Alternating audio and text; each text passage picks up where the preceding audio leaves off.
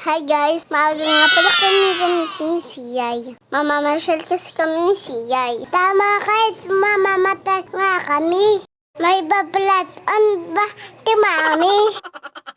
Naglalakad na pala kami sa sakayang tricycle. Tricycle muna guys, kasi wala pa kaming kotse. Kasi hindi pa kami mayaman. Charot. May nadaanan nga pala kami cute na bagay, kaya nagpa-picture muna kami. Hi guys, Atinap na pala. At ako naman Titiyay. Nandito kami ngayon sa Korean Temple. Para kami nasa Korea. Maaliwalas tong lugar na to guys. Malakas ang hangin.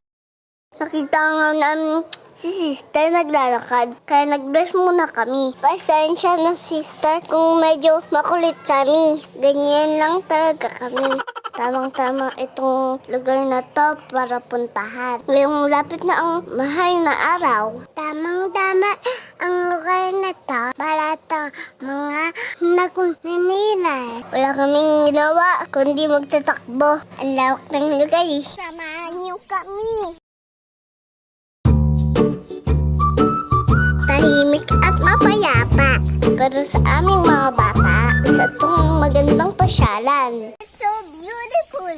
Para kami nasa field trip, sulit na sulit ang gala. Kung saan-saan kami naglilibot, kasama si Mami at Daddy. Pakiramdam namin para kami nasa K-drama.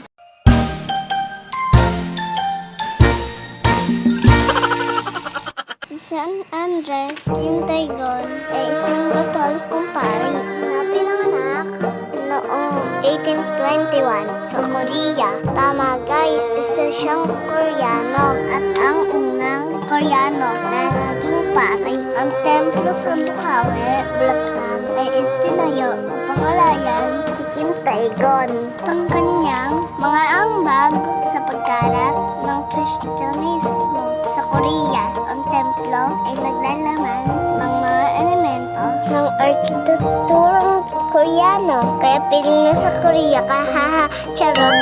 So hanggang dito na lang muna guys. Salamat sa panonood. Kita-kits tayo. Bye!